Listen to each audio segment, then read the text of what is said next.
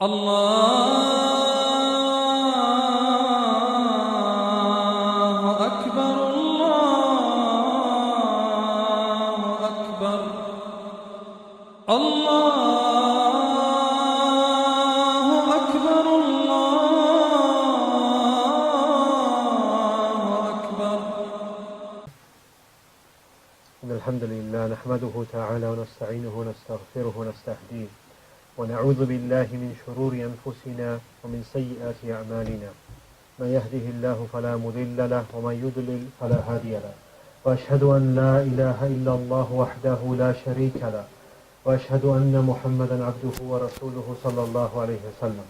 Truly all praises to Allah subhanahu wa ta'ala. We praise Him, we seek His help, and we ask for His forgiveness, and we seek refuge with Allah from the evil of ourselves and the evil of our actions.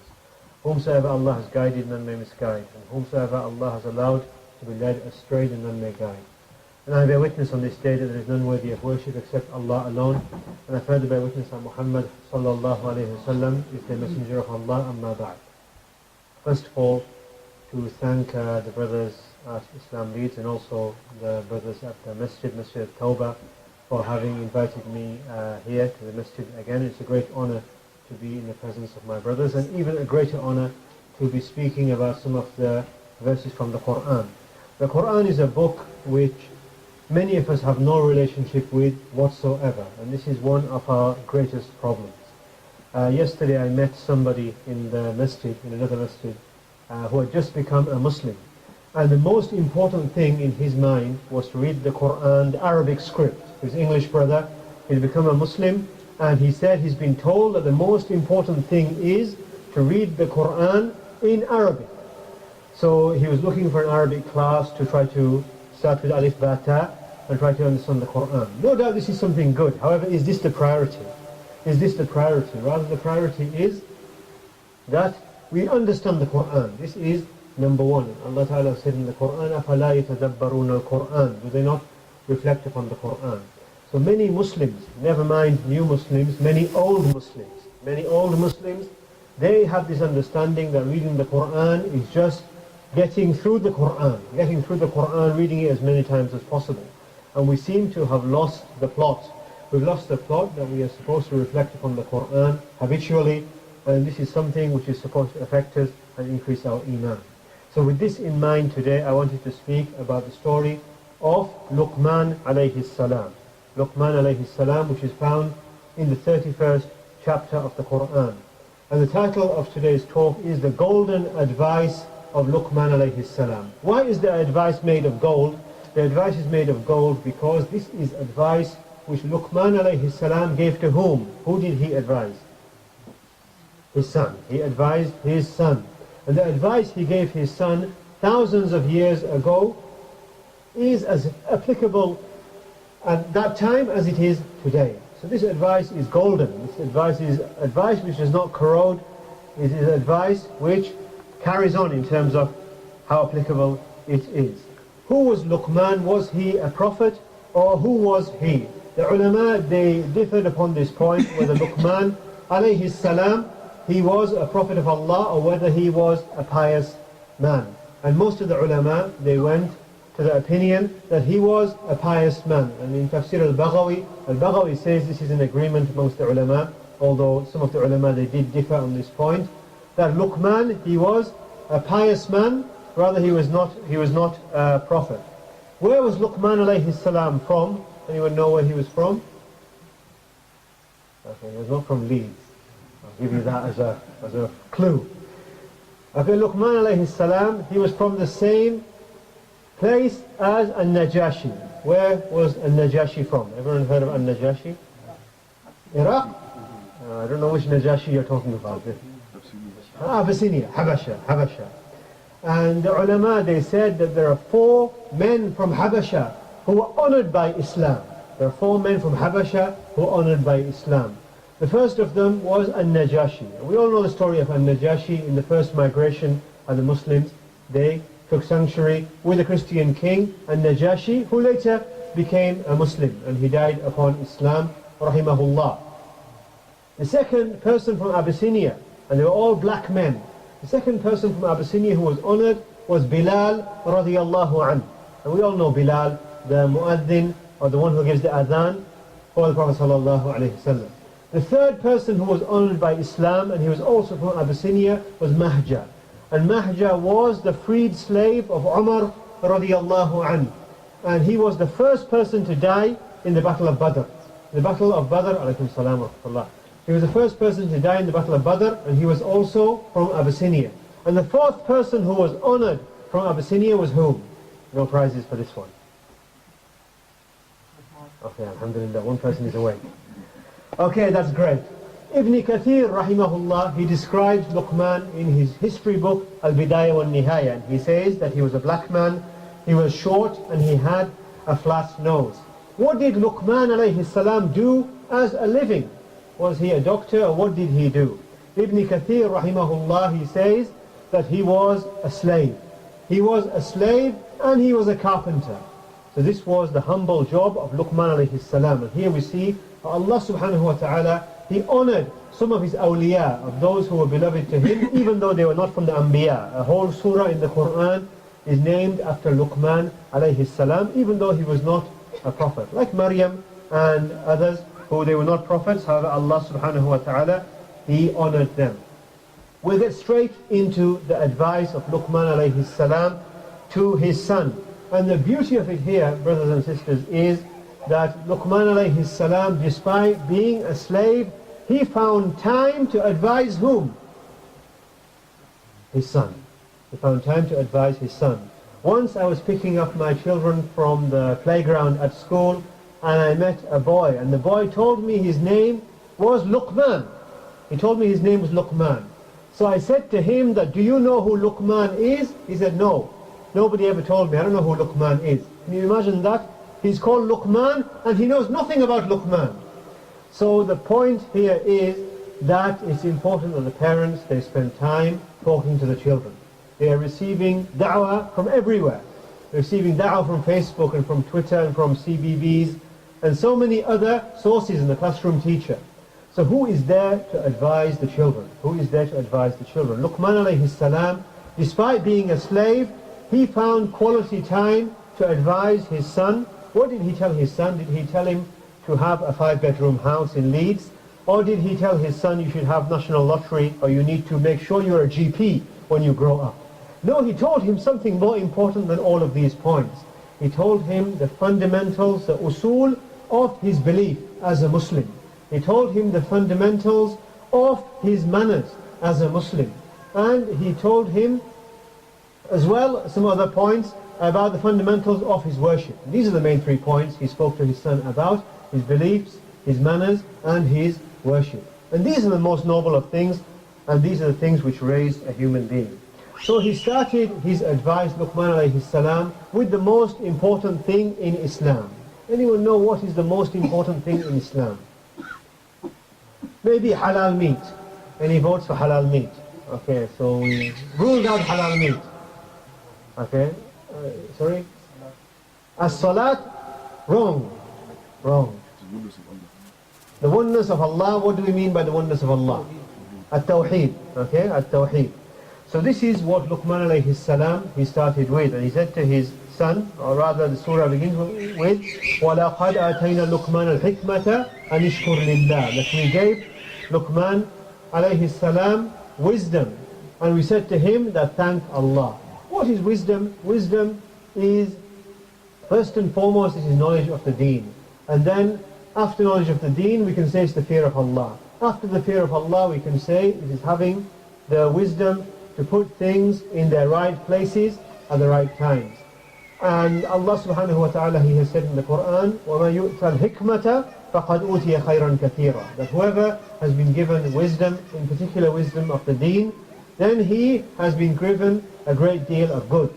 And we find that those people who are wise, they are some of the most beneficial people in the community. They know when to speak and when not to speak. They're the people you go to when you have a problem in your marriage or some problem with some other brother or sister. These are the people you go and ask advice from. These are the people who have wisdom.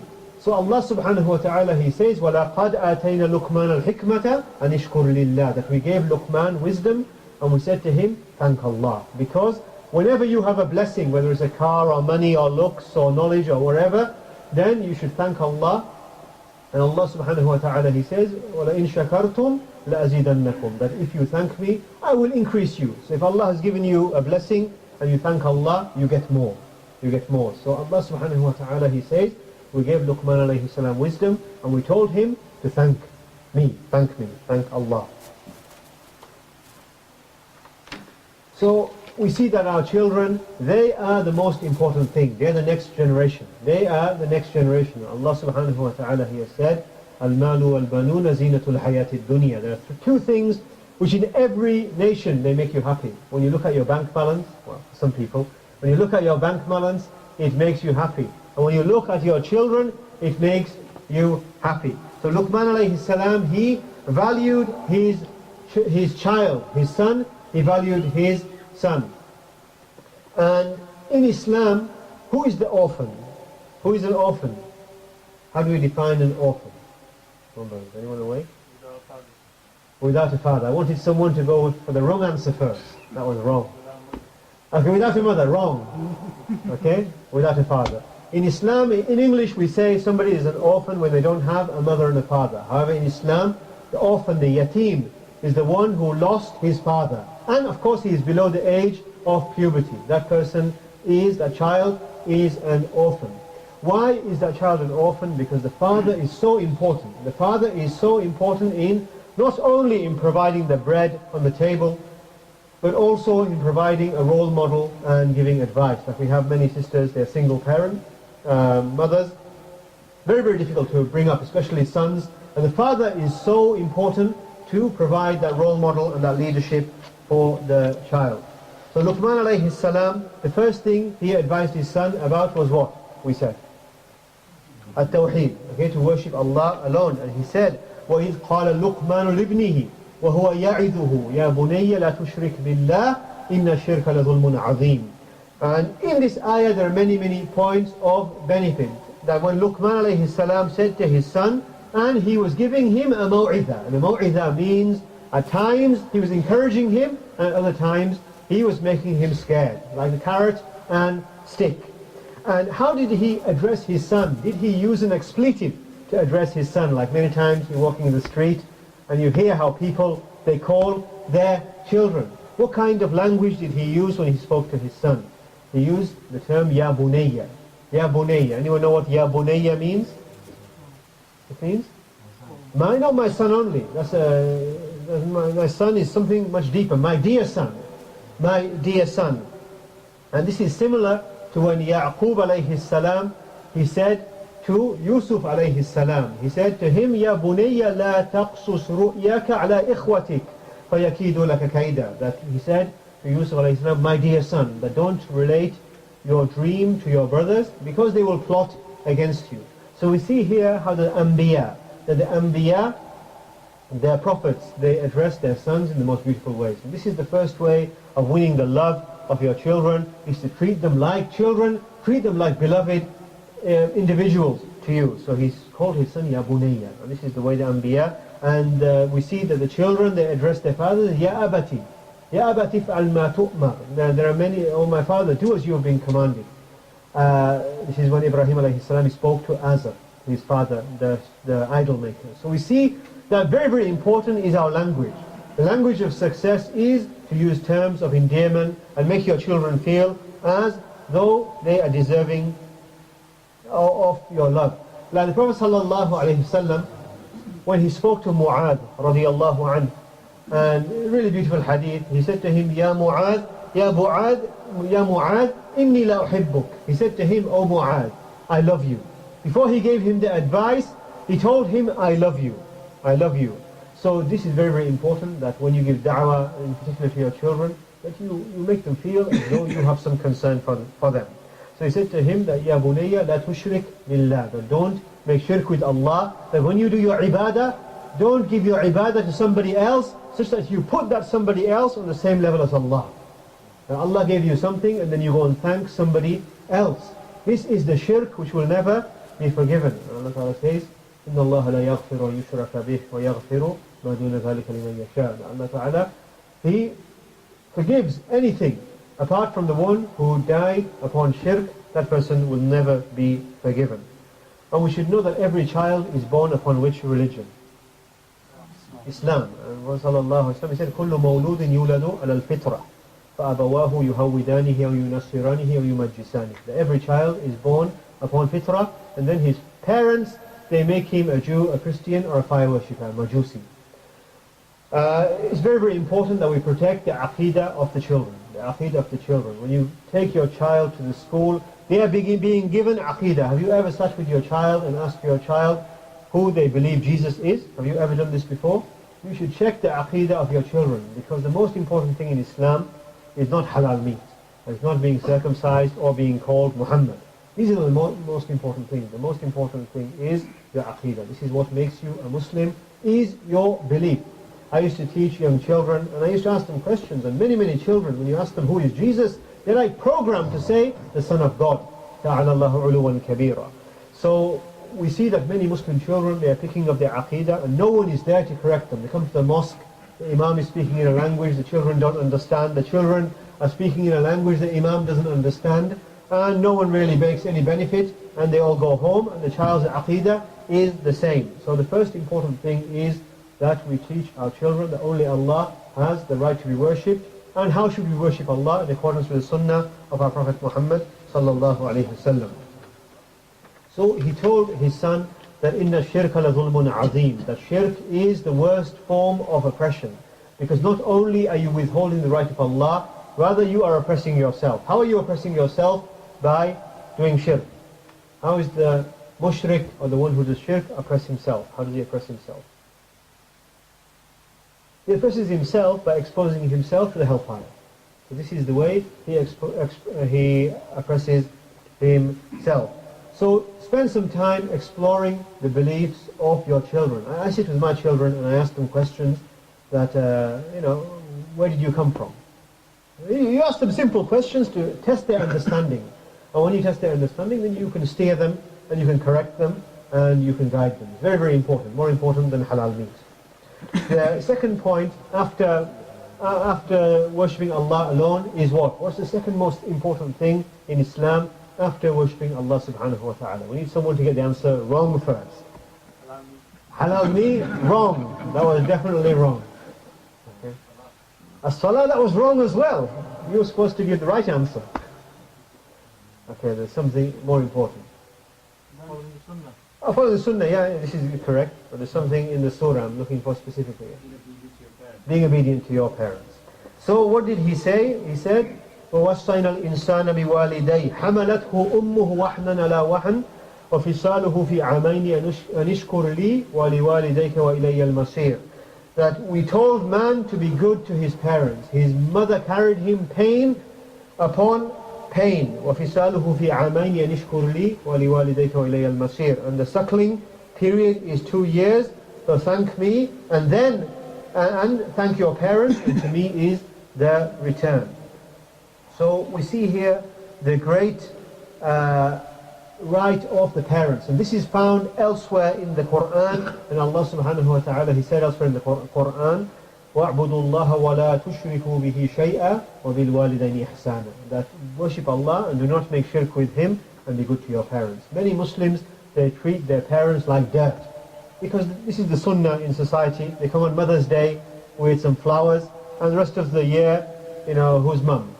So the way to do Mother's Day is to do Mother's Day every day of the year, and know that your parents are the most important people in your life. The most important people in your life, and your mother carried you pain upon pain. I don't know if any of you brothers have been in the delivery room when your wives give birth.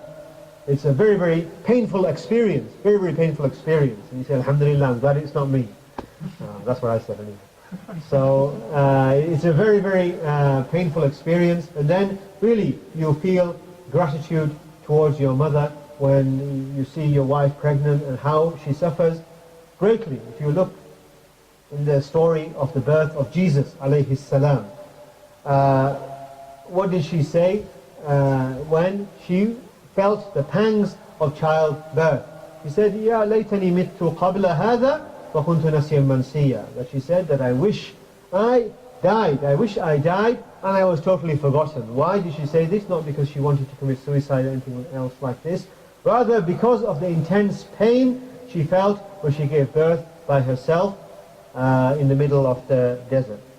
So Allah subhanahu wa ta'ala, not only does He tell us to be good to the parents, rather He gives a ta'leel. And the ta'leel means the reason why you should be good to your parents. Because your mother, she has spent so much time, and then if your mother suckled you, then that's another 2 years upon that. So thanking your parents is a very, very important part of Islam, brothers and sisters. And if your parents are alive, then you should say Alhamdulillah, it's a great opportunity to serve them.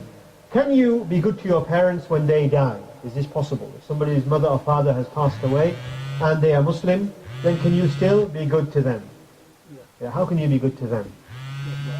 Make dua for them. Make dua for them. Yes, you can make charity for them. You can treat their friends well. So if your parents, they have friends and you treat them well, this is also being kind to your parents. So these are some of the things you can do even if your parents, they passed away.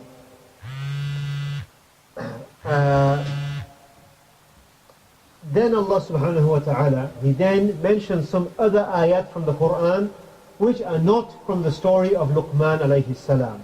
So it's like part of the words of Luqman alayhi salam, they're narrated, and then there are certain ayat which are not from the statements of Luqman alayhi salam, and then we go back to the story of Luqman alayhi salam. Why is there this sequence of events? Why is there this sequence? Come on brothers, look this way, not that way, okay? Why is there a sequence of events like this?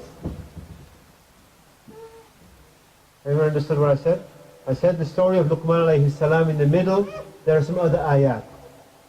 These ayat, they regard being good to the parents. And Allah subhanahu wa ta'ala, He says, وَإِن جَاهَدَاكَ عَلَىٰ أَن تُشْرِكَ بِمَا لَيْسَ لَكَ بِهِ عِلْمٌ فَلَا تُطِعْهُمَا وَصَاحِبْهُمَا فِي الدُّنْيَا مَعْرُوفًا. That if your parents, be good to your parents, however if your parents, they try to make you commit shirk, then what should you do? Should you listen to your parents?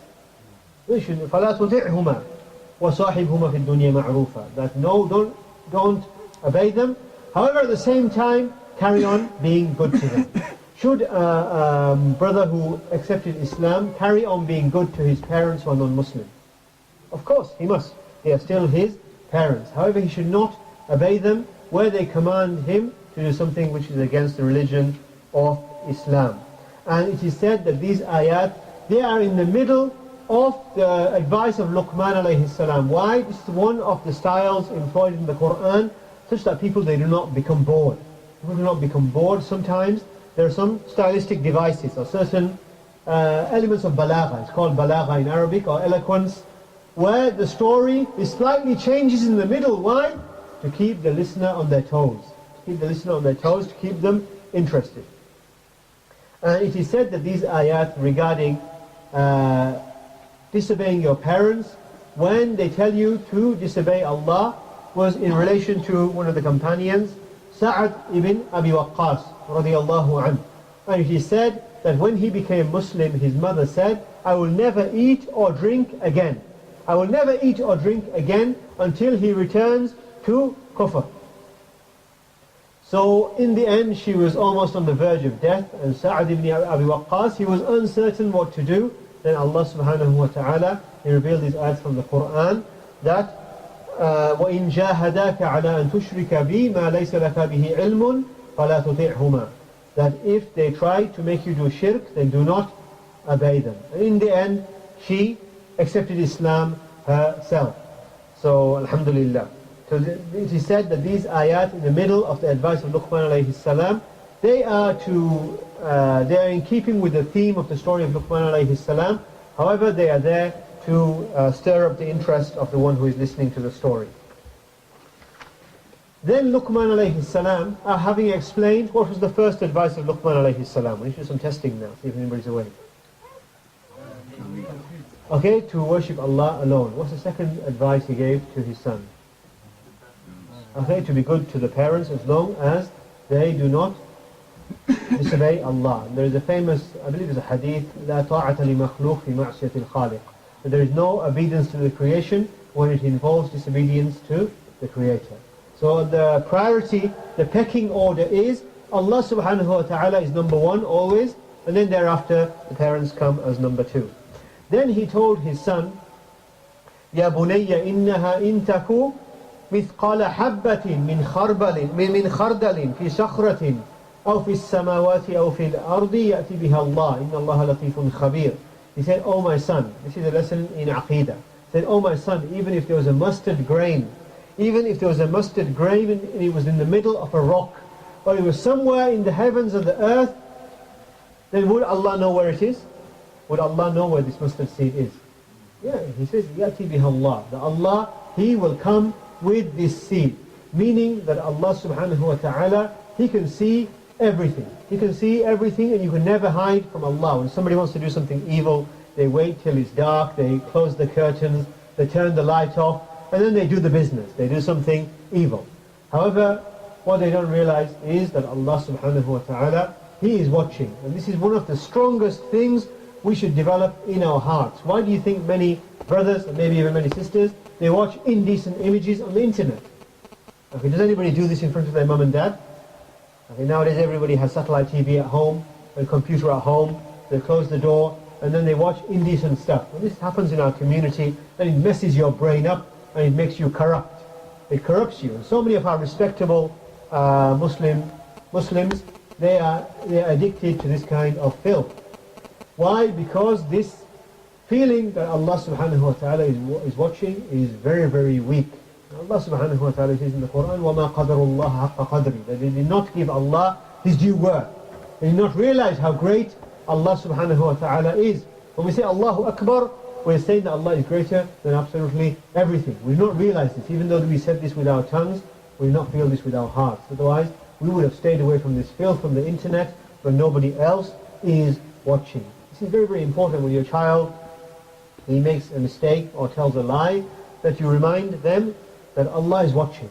That Allah is watching. I remember one brother telling me a story, or I heard a story about one brother, and he was on the verge of zina. He was on the verge of zina, fornicating. And he said that the only thing which stopped him from fornication was this thing, that Allah is watching. At the last moment he thought that Allah is watching what I'm about to do. And this is called in Arabic, they call it muraqaba. Muraqaba. If you look in Riyadh al-Salihin, about the 4th chapter, is the chapter of muraqaba. It's a very, very important quality in a Muslim, that he feels he's always being watched. There's a famous story about, I don't know, he was one of the early scholars, and his name was Hatim. And he used to go and study with his sheikh, and his sheikh used to love Hatim more than any other student. And the people used to ask him, why do you love this student Hatim? He said, I'll tell you why I love him so much.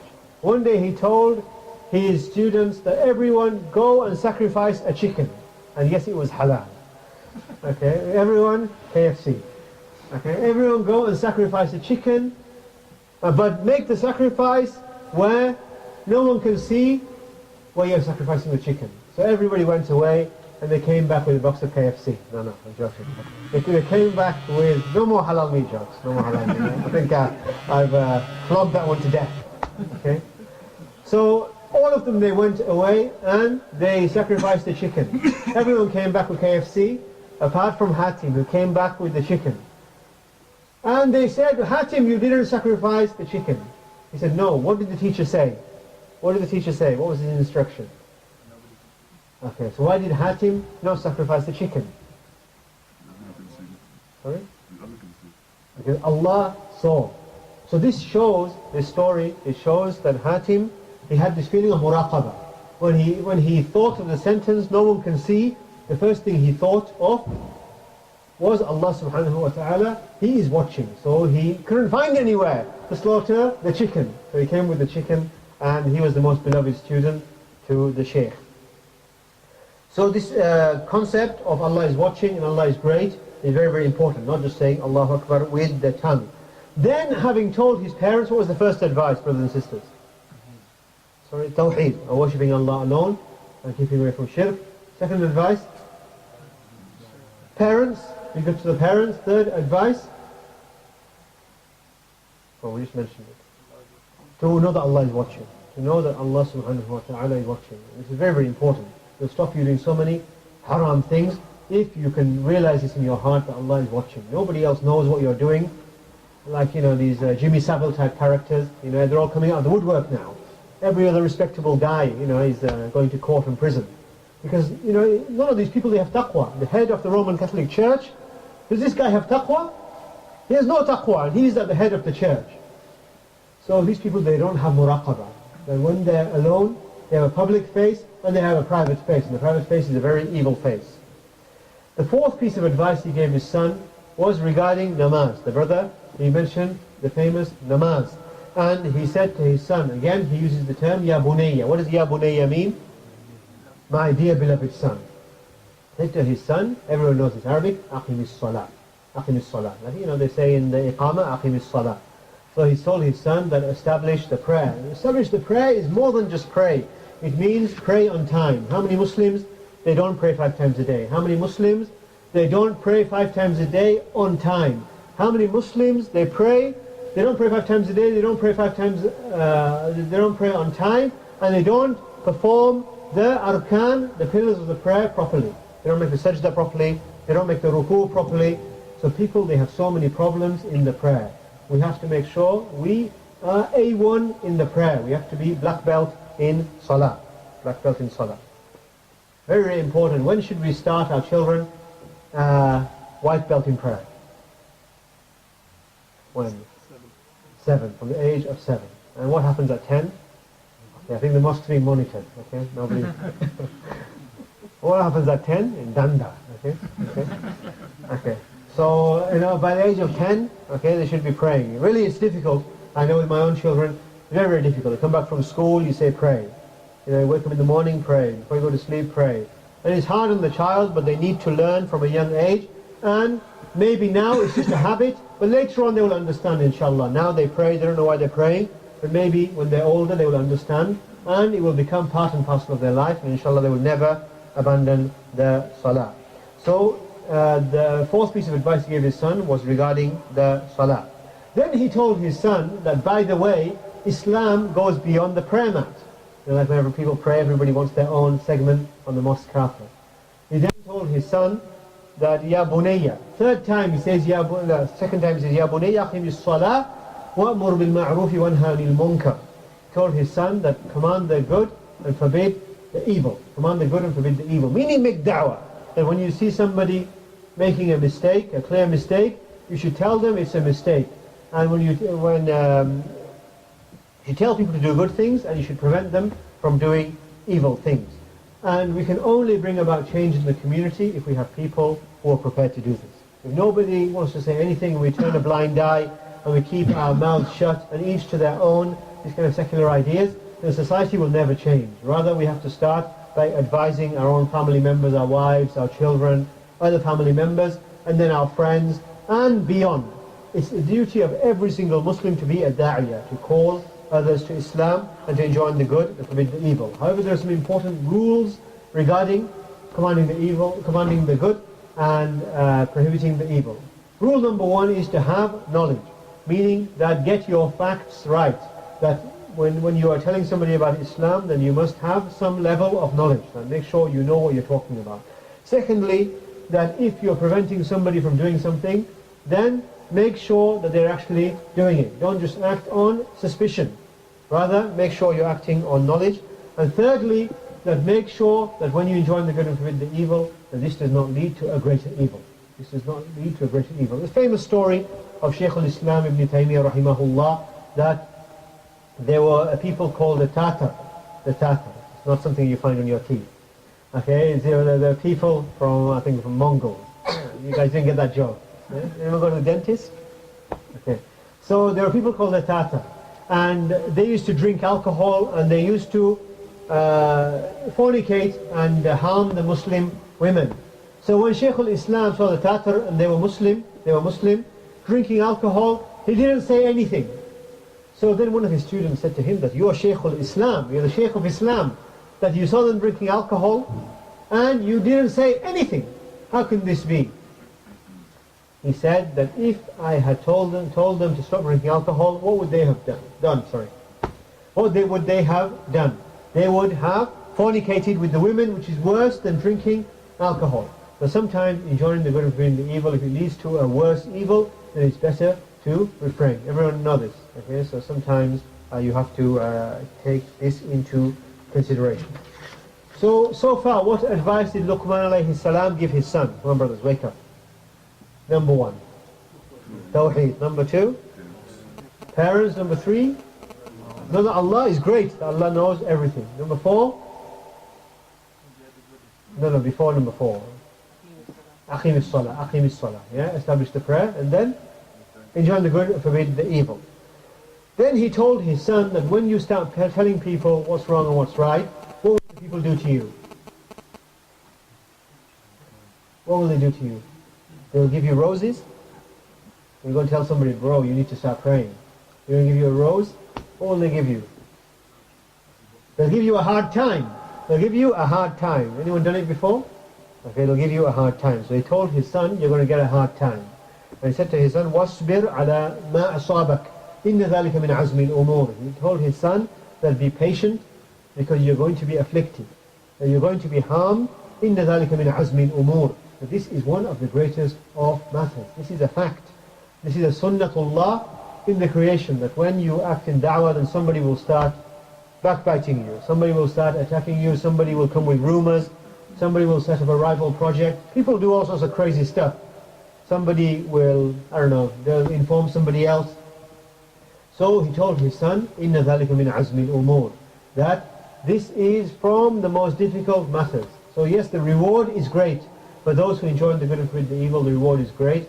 However, know for sure that he will be harmed. Our Prophet ﷺ, he was harmed.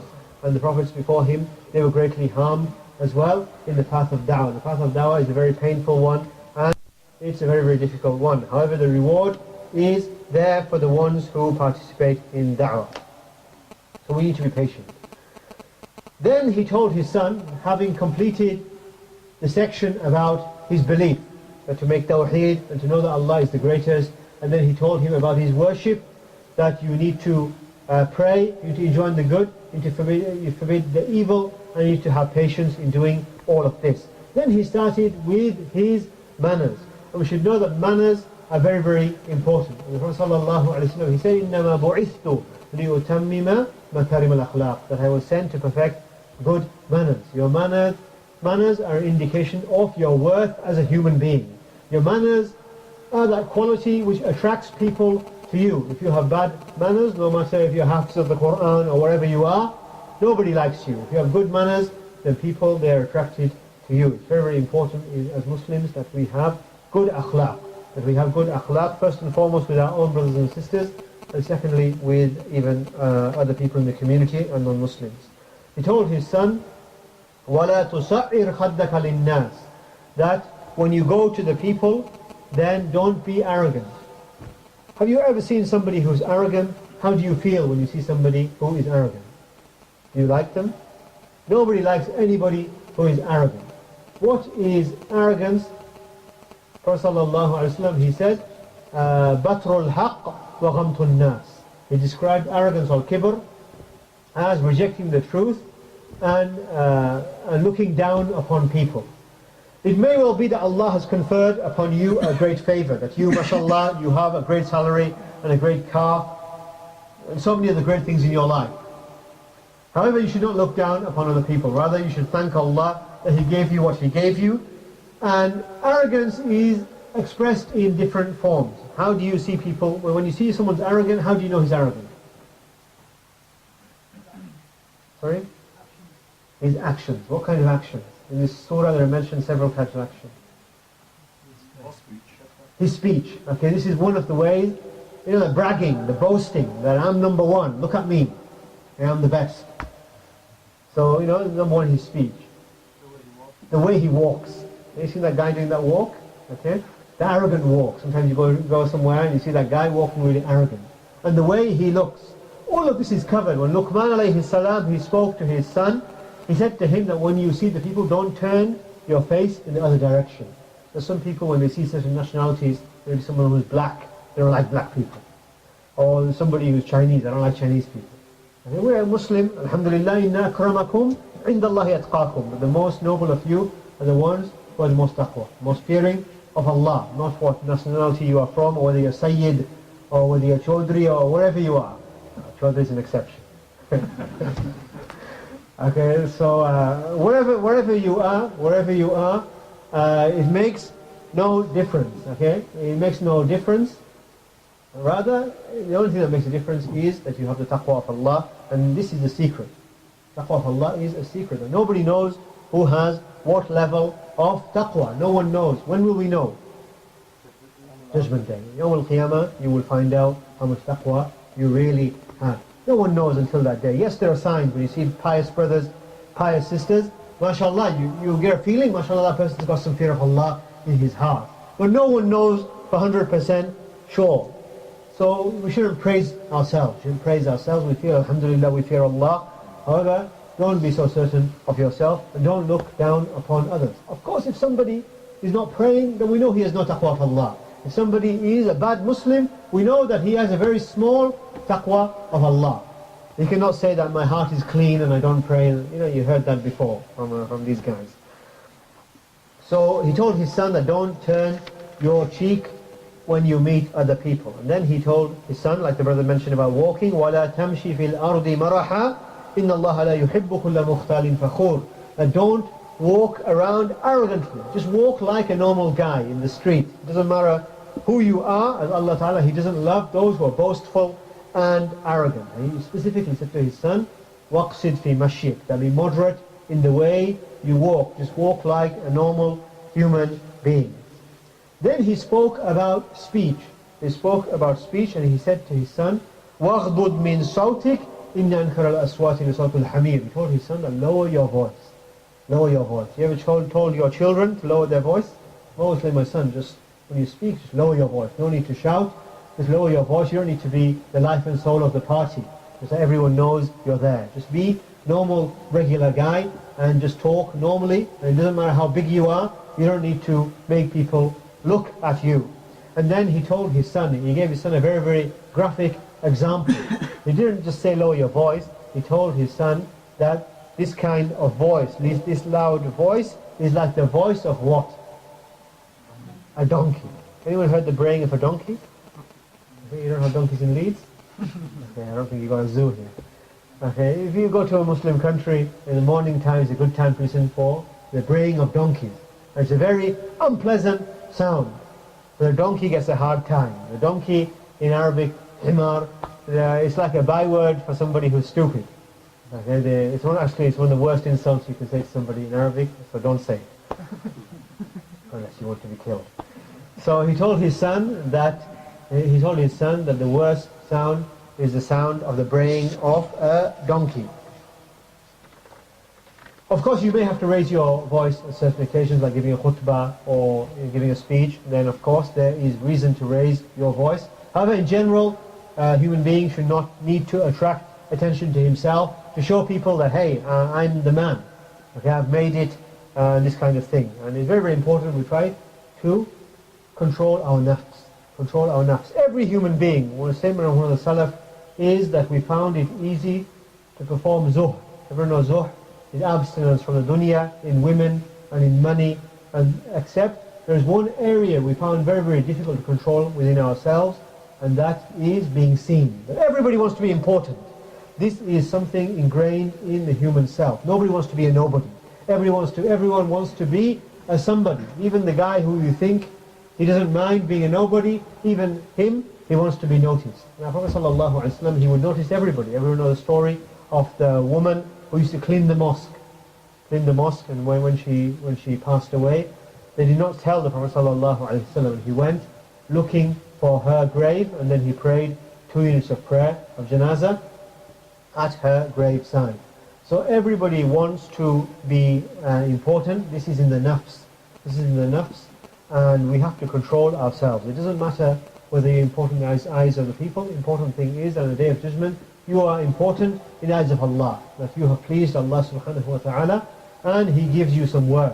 He gives you some worth when you are weighed in the scales on the Day of Judgment. So in summary, what advice did Luqman alayhi salam give to his son? My brothers, this is a summary. So we go leaving this masjid and we feel that people, they took away some benefit. Tawheed, to worship Allah alone and to keep away from shirk. I always like to define it because people sometimes, Tawheed, what does it mean? Okay, what's the second thing?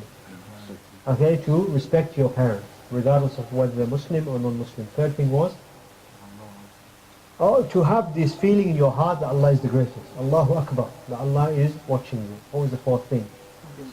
Okay, aqim as-salah, to establish the prayer on time with wudu in the best way. What's the fifth thing? Enjoin the good and forbid the evil. Meaning make da'wah, that when you're a good Muslim, when you're there, then inshallah you need to try to encourage other people. Don't just remain silent.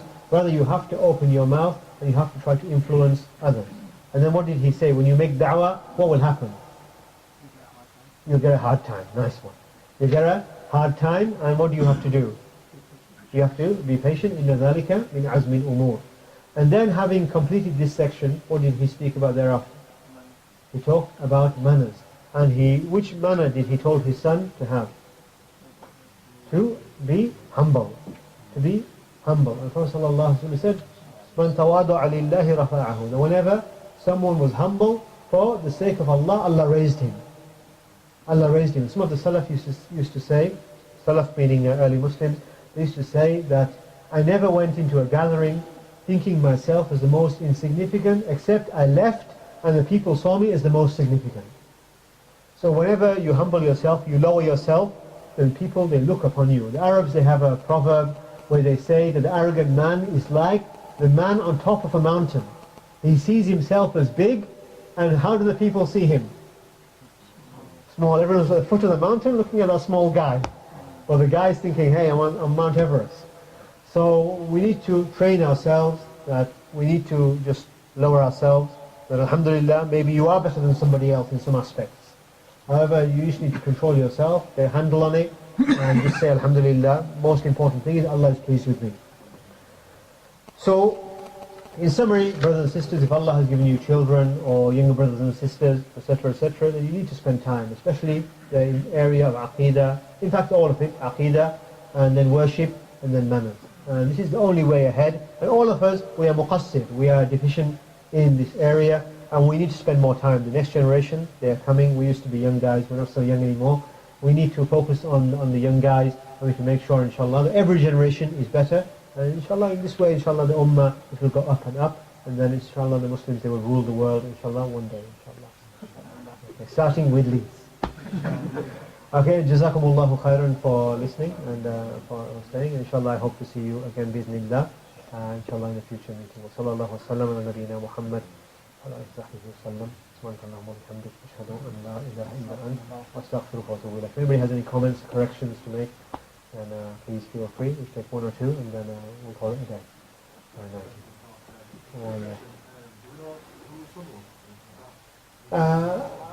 Yeah, well, there's some various narrations. To be honest, I was going to mention the name for his son. I think it was Athar. I was looking at it before I came here. I was looking at. However, many of these small details. Number one, they're irrelevant. The name for his son, and number two, many of them are based on the Israeliyat. Israeliyat are the statements of the Jews and the Christians. So, in conclusion, it doesn't really matter who his son was. The important point is that Luqman alayhi salam, he advised his son, and we should advise our son. Yeah, it's interesting, however, it's not essential to know this. Oh, yeah. Just a question regarding raising of your voice. Obviously, if you're raising your voice in an arrogant manner, then obviously that's bad. But say, like, the group of brothers and everyone's having a laugh and everyone kind of, sometimes the volume goes up. So is that something that's disliked and should really be put a lid on? Or? Yeah, as a general rule, Muslims should think as well, the image you portray. If you're by yourselves and everyone's laughing, how do people look upon you? Even from muru'ah is a quality which pious scholars have, is not to be seen making a fool of yourself. Making a fool of yourself. He said that Rasulullah, whenever he laughed, how did he laugh? He usually used to smile. Smiling was his norm. He used to laugh. He used to laugh on very few occasions, such that his molar teeth could be seen. So, making a fool of yourself, this is not haram in itself. However, it takes away from your muru'ah. Muru'ah is respect as a human being. If you see a big sheikh fooling around, well, what do you think of him? What do you think of him? You think the sheikh's not so big anymore. So there's a certain expectancy that when you meet people of knowledge or people that they behave in a certain cultured way. Similarly, pious, good Muslims, they should try to keep their laughing and joking in perspective. Well, sometimes we see brothers, practicing brothers in the mid-20s, like children. They're laughing around, especially in universities and places like this, like kids. Sometimes you think that, these guys are grown men. Life is a serious, life is, we laugh and joke a little bit, but some of the Salaf, they said laughing and joking is like salt in your food. How much salt do you add to your food? Okay, in small quantities, you can laugh and joke and have a good time, but everything in moderation, inshallah. You can have a laugh and a joke, but don't become a joker. Or even Batman. Okay, any final point here? Oh yeah, okay. You were talking about the nafs. One of the biggest nafs is a person wants to be seen and recognized. Sahih. Is there any sort of like hadiths, anything authentic you can tell us about, or you can look that relate specifically to that? Allah subhanahu wa ta'ala, He says in the Quran, إِنَّ النَّفْسَ لَأَمَّارَةٌ بِالسُّوءِ إِلَّا مَنْ رَحِمَ رَبِّي. I think it's in Surah Yusuf. That the soul is inclined towards evil. The soul wants to do evil. The soul, إِنَّ النَّفْسَ لَأَمَّارَةٌ بِالسُّوءِ إِلَّا مَنْ رَحِمَ رَبِّي. The soul always wants to do something evil except the one who Allah has mercy upon. And we know that the human being is accompanied by his qareen. And every human being is accompanied by a jinn, which incites the human being to do some evil. It's a constant jihad, the jihad on nafs. There's a da'if narration where they said that we have come back from the lesser jihad to the greater jihad. So jihad on nafs, there's a whole science written in this area, tazkiyat on nafs. So is this a question where to research this more, or? No, it's just a general question. You're talking specifically about how a person, everybody needs to be somebody. Wants to be somebody, yeah. And you kind of have that ego about you. Yeah, the ego, yeah. It's something I've always been interested in terms of Islam. Yeah. And I've always wanted to look it up, but there's nothing concise in terms of a specific hadith I've come across that talks about.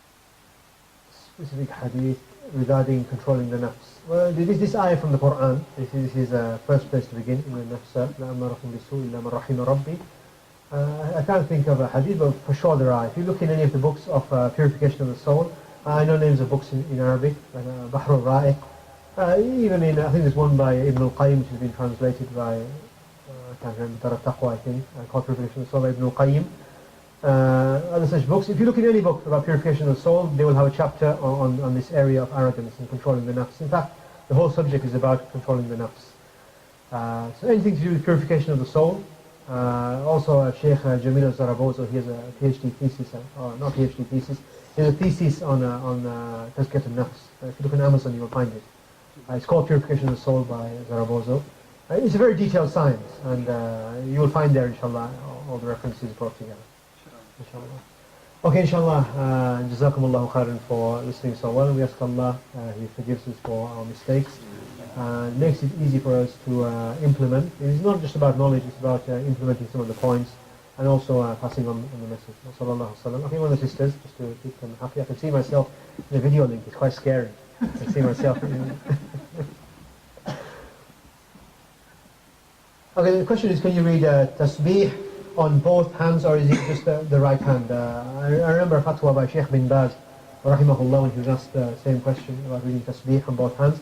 He says it's permissible to read upon both hands. It is permissible. It's not haram if somebody, sometimes you see people after prayer, ever know tasbih, okay, they count like this, subhanallah, sunnah to say 33 times, subhanallah, alhamdulillah, Allahu Akbar, and then to say la ilaha illallah wahdahu la sharika lah, lahul mulku wa lahul hamdu wa huwa ala kulli shay'in qadir, the 100th time. It's sunnah to say this after all the salawat, all the 5 prayers, and it's better to do it on the right hand. The Prophet sallallahu alaihi wasallam, he used to love at-tayammun, doing things with the right hand. The right hand is always beloved. However, it's permissible to do it with the left hand and the right hand together. However, it's better to do it with the right hand. So, inshallah, there's no harm in doing it with the left hand if that's the only way you can do it. However, it will be better to do it with the right hand. Inshallah, we are finished there, inshallah. Sallallahu alaihi wa sallam.